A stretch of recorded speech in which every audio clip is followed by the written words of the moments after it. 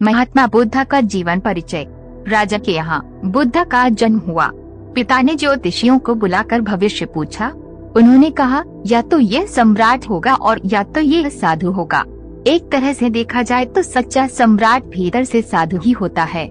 जब ज्योतिषियों की भविष्यवाणी राजा ने सुनी तो वे घबरा गए कि मेरा बेटा साधु हो जाए, ऐसा ठीक नहीं होगा। राजा ने पूछा, कोई उपाय बताएं, क्योंकि मैं चाहता हूँ कि राजा का पुत्र राजा ही बने। ज्योतिषियों ने कहा कि इसका लालन पालन वो पूरा जीवन बड़ी सावधानी में बिताना होगा, अर्थात आपका पुत्र सिद्धार्थ कभी किसी बूढ़े व्यक्ति को न देखे, कभी किसी बीमार व्यक्ति को न देखे और कभी किसी मरे हुए व्यक्ति को न देखे। जब तक ऐसा होगा तब तक वे राजा ही बने रहेंगे। अगर ऐसा नहीं हुआ तो वे साधु बन जाएंगे।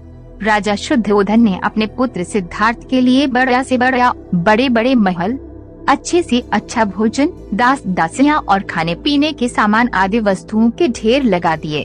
पिता ने पुत्र को सुख सुविधाओं में इतना उलझा दिया कि उसे बाहर का संसार याद ही नहीं आया। शुद्धोधन ने समझ लिया है कि अब इतने सुखों के आगे साधु बनने का प्रश्न ही उपस्थित नहीं होता। वह निश्चित हो गए।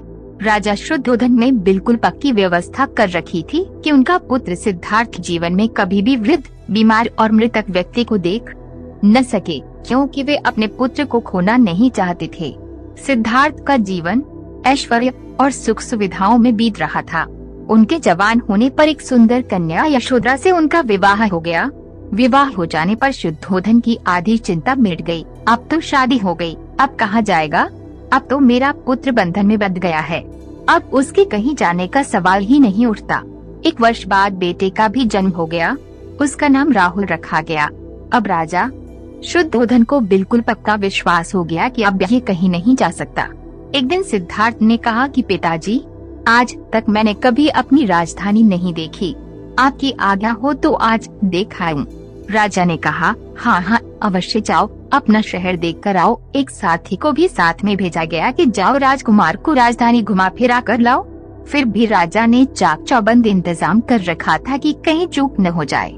सिद्धार्थ के लिए राजधानी के प्रमुख मार्ग खूब सजाए गए थे, पर घूमते घूमते सिद्धार्थ ने थोड़ा उलटा मार्ग ले लिया।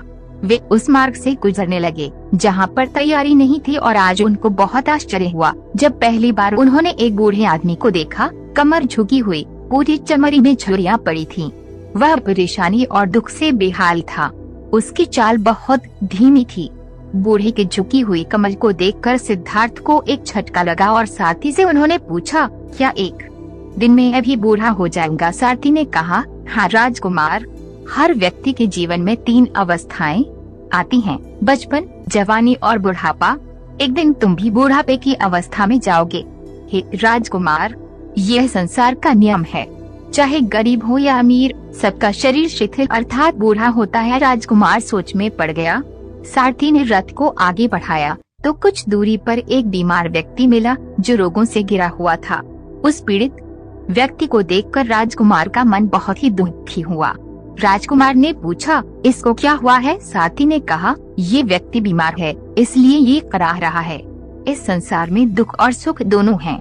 ये अपने अपने भाग्य की बात है कि कोई दुखी है और कोई सुखी है। क्या मैं अभी कभी बीमार हो सकता हूँ? साथी ने कहा, आप ये विचार अभी छोड़ दे, समय बड़ा बलवान होता है। ये सारी बातें कर्मों पर निर्भर करती हैं, चाहे राजा हो या रंग, सुख दुख सब पर आते हैं। अगर शरीर में कोई रोग आना है तो वे आएगा। यह सब सुनकर राजकुमार सोच में पड़ गया। सारथी ने रथ को कुछ आगे बढ़ाया तो सामने से 4 कंधों के ऊपर एक अर्थी को जाते हुए देखा। राजकुमार ने ऐसा पहली बार देखा था। उसने साथी से पूछा, ये क्या है? ये आदमी मर गया है, ये मुर्दा है। जो व्यक्ति मर जाता है उसको बांध कर श्मशान भूमि में ले जाते हैं, फिर वहाँ पर उसे जला दिया जाता है। राजकुमार ने कहा, क्या सबको मरना पड़ता है? हाँ, सबको मरना पड़ता है। ये मृत्यु लोक है। जो जन्म लेता है उसे कभी न कभी अवश्य ही मरना पड़ता है। तो इसका मतलब ये हुआ कि ठीक इसी तरह से दिन मुझे भी मरना होगा। मेरी देह भी मुर्दा होगी और मुझको भी 4 कंधों पर उठा कर ले जाया जाएगा। मुझको भी ऐसे ही रस्सियों से बांधा जाएगा। मेरे भी आगे पीछे घर के सदस्य रोएंगे, तड़पेंगे और जिस संसार को मैंने इकट्ठा किया है वह सारा का सारा मुझसे छूट जाएगा। इसका मतलब ये हुआ कि क्या एक दिन में भी मर जाऊंगा? क्या एक दिन यशोधरा भी मर जाएगी? क्या एक दिन मेरा राहुल भी मर जाएगा? सारथी ने कहा, हाँ राजकुमार, एक दिन मैं भी मरूंगा, आप भी मरेंगे, यशोधरा भी मरेंगी और राहुल भी मरेगा, क्योंकि ये सब मरने के लिए ही पैदा होते हैं। उस रात सिद्धार्थ सो न सके। सोचने लगे कि क्या संसार में इतना दुख है, रोग है, बुढ़ापा है, और ऐसे में मैं खा पीकर कैसे जी सकता हूँ? नहीं नहीं, ऐसा मुझसे नहीं हो सकता। मुझे खोजना होगा उस तत्व को जो दुख, पीड़ा और शौक से रहित हो, जो भय, भ्रम और भूल से परे हो, जो अनंत आनंद से भरा हो, जिसे पाकर फिर और कुछ पाने की इच्छा न हो। सिद्धार्थ वैराग्य के शिखर तक पहुँच चुके थे। बस उसी रात को उन्होंने घर छोड़ दिया। सारथी से कहा कि नगर के सीमा से दूर ले चलो। नगर से बाहर पहुंचकर साथी को लौटा दिया। फिर कई दिनों तक वन में चलते गए। एक घने पीपल के वृक्ष के नीचे आसन लगा